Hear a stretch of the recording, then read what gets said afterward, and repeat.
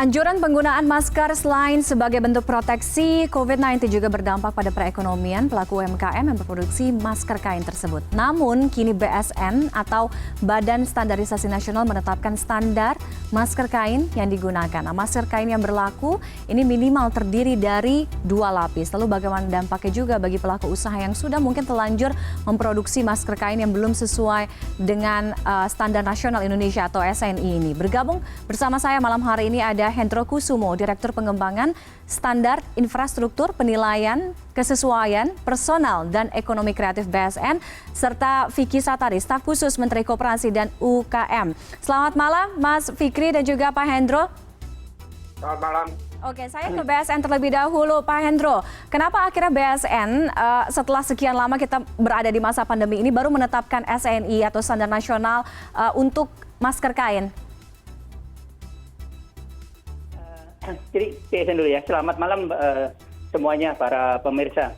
Jadi sebenarnya kita didasari oleh latar belakang kebutuhan dari standar sendiri. Kita menyadari di masyarakat banyak terjadi menggunakan masker yang kalau kita secara penggunaan yang terbuat dari kain perlu diatur karena terkait dengan efektivitas dari masker itu sendiri yang digunakan di masyarakat. Makanya standar ini disusun untuk acuan syarat mutunya seperti apa. Itu mungkin latar belakangnya, Bu. Oke, ketentuan masker yang sudah mengantongi sertifikasi SNI ini seperti apa, Pak Hendro?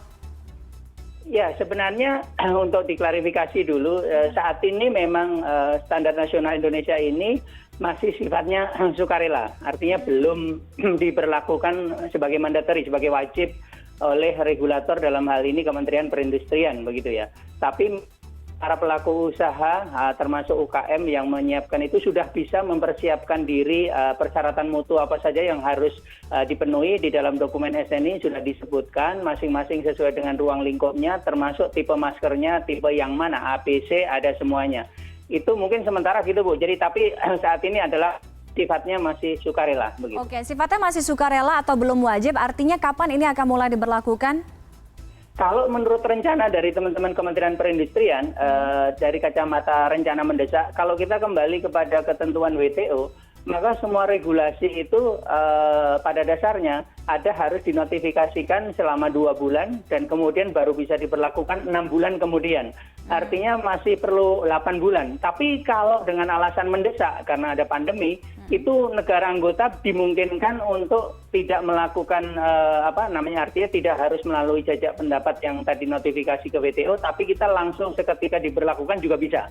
Nah ini cuma Kementerian Perindustrian sedang menggodok aturan turunannya sampai operasionalisasi standar ini nanti bisa diterapkan dengan baik begitu. Jadi mungkin dalam waktu dekat seri-seri rapat untuk mempersiapkan skema sertifikasi, mempersiapkan regulasi dan sebagainya. Kalau dalam bayangan saya paling cepat 1 bulan, Bu. Oke, paling cepat 1 bulan. Karena kalau misalnya sekarang tadi Pak Hendro sampaikan belum wajib diterapkan penggunaan masker dengan sertifikasi SNI ini. Padahal kalau misalnya kita lihat dan kita tahu juga masker yang 1 lapis itu dianggap masih kurang aman kan untuk menangkal COVID kan. Sehingga ini memang perlu desakan untuk segera untuk memproses ini, Pak Hendro. Iya, betul.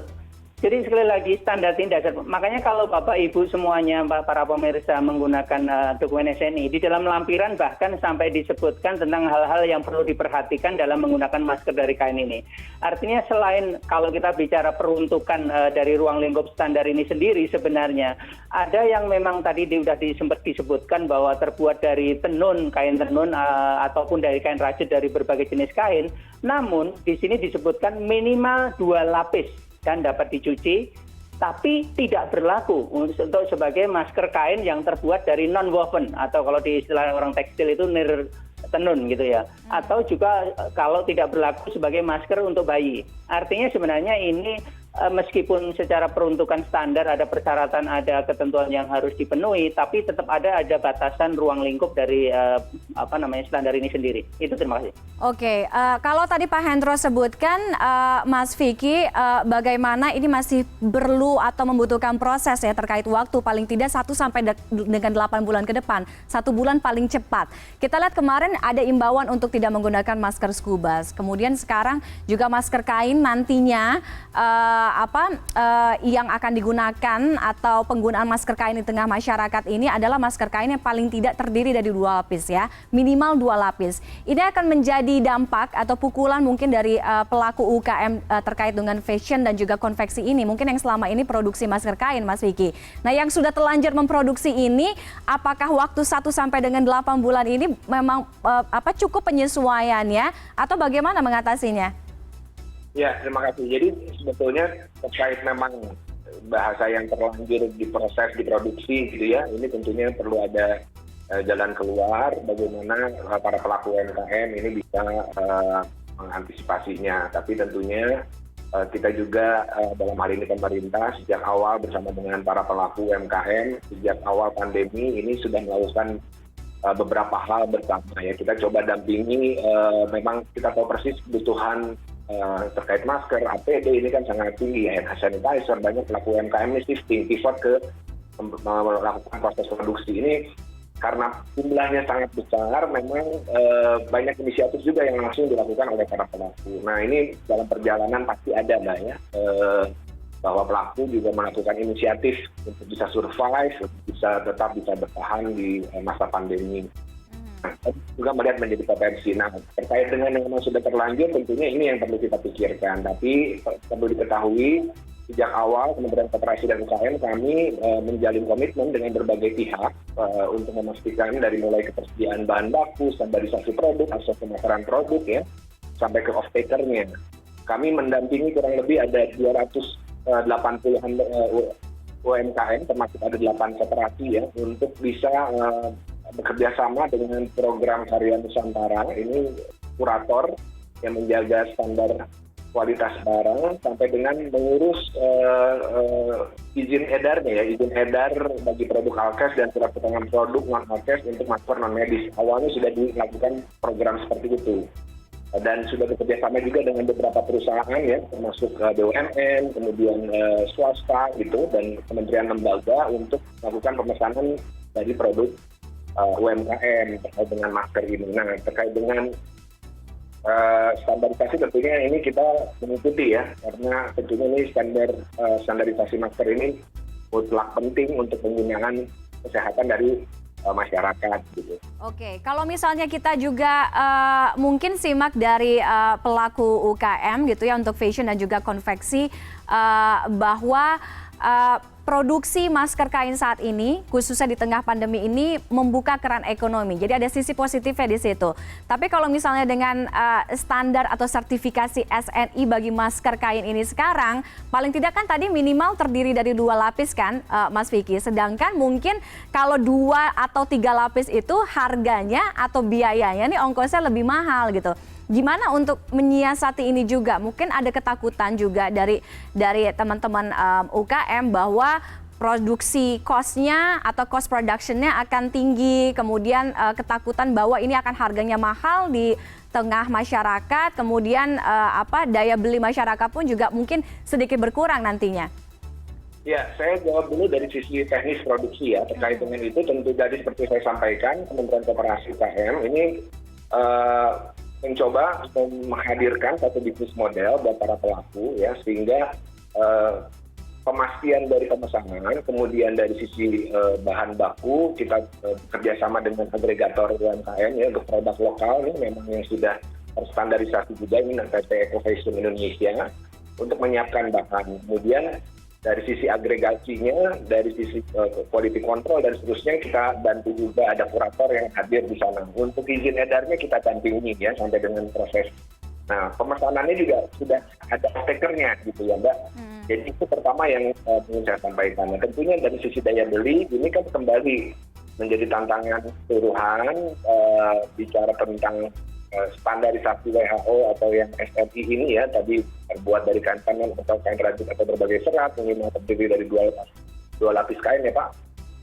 Kemudian juga washable gitu ya. Ini juga memang tentunya harus ada adjust ya, dan yang memang kita perlukan sebetulnya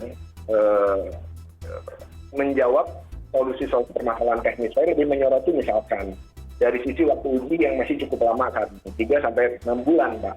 Ini yang kita memang di luar dari Kementerian Koperasi dan UKM ya, dalam hal ini untuk membantu para pelaku UMKM juga menyiapkan produknya, kan begitu. Jadi ini juga perlu diujar gitu terkait dengan lembaga yang melakukan pengujian ya. Kemudian juga perbatasan dari jumlah lokasi uji lab, karena UMKM yang kita lagi dorong ini kan seluruh Indonesia. Ini juga jadi satu tantangan. Nah sehingga ini yang kalau misalnya bicara solusinya apa, ya tentunya dari mulai ya pemerintah juga harus menyiapkan lokasi uji labnya ya yang terstandarisasi. Kemudian dari sisi timeline waktu ujinya lebih jelas dan terukur, dan juga subsidi biaya ini tentu kita coba hitung. Contoh ya hari ini UMKM, ada beberapa UMKM yang dikonsolidasi oleh 8 agregator dan 1 kurator. Ini sedang mengerjakan pesanan masker standar WHO, ini bahkan 3 lapis gitu ya, dari Kementerian Kesehatan. Jumlahnya lumayan besar, 27 juta pieces. Ini dilakukan oleh para pelaku UMKM. Ini berita baik juga ya, jadi memang membangun optimisme bahwa UMKM bisa. Yang penting adalah secara ekosistem bisnisnya juga kita bantu ya, kita jaga juga dari sisi hulu ke hilirnya. Dari sisi bahan baku sampai dengan off-takernya. Itu juga menjadi concern kami di Kementerian Koperasi dan UKM. Concernnya bukan cuma bahan baku, Mas Vicky, kemudian juga bisnis modelnya juga nanti bukan cuma itu, bagaimana juga pengujian sertifikasi itu juga sudah dipikirkan karena ini akan melibatkan banyak sekali UMKM di Indonesia untuk menghasilkan produk gitu ya, produk yang sesuai dengan SNI, karena sekarang kan semua orang wajib bermasker, semua orang harus menggunakan masker, itu juga harus dipikirkan. Itu yang sebetulnya tadi saya sampaikan, posisi bagaimana kita memperbanyak lokasi uji lab gitu ya, kemudian standarisasi dari proses uji labnya kan gitu. Ini yang juga kita harus bersama-sama pikirkan sehingga semua proses dari bisnis proses dari produksi masker yang terstandarisasi SNI ini bisa lancar ya, bisa para pelaku ini bisa dimudahkan. Karena ini kita perlu koordinasi lintas institusi tentunya, Mbak. Pak Hendro, tadi Mas Vicky sampaikan bahwa untuk pengujian sertifikasi tentunya akan menjadi salah satu hal atau poin yang harus dipikirkan kepada teman-teman atau pelaku UMKM. Dari BSN sendiri, pengujian sertifikasinya akan mungkin semudah apa, atau paling tidak ini bisa menjadi atau memudahkan para pelaku UMKM tidak terkendala dengan hal-hal yang sifatnya ya sertifikasi seperti ini, karena kan takutnya kan berbelit-belit atau mungkin prosesnya panjang.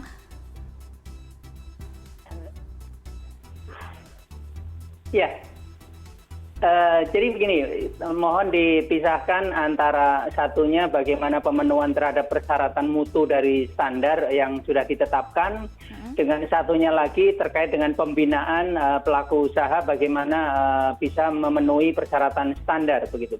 Jadi selama standar persyaratannya yang sudah ditetapkan di dalam SNI itu belum diberlakukan secara wajib, sebenarnya secara saat ini gitu masih belum berdampak kepada para pelaku usaha. Tapi sekali lagi, sebenarnya kita masih punya waktu untuk keperluan pembinaan, menyiapkan kesiapan apakah pelaku usaha itu sendiri, apakah itu kalau kami menyebutnya namanya adalah lembaga penilaian kesesuaian ya, ada laboratorium, ada lembaga sertifikasi produk dan seluruh instrumen pendukungnya dalam hal ini untuk penerapan standar bisa efektif berjalan.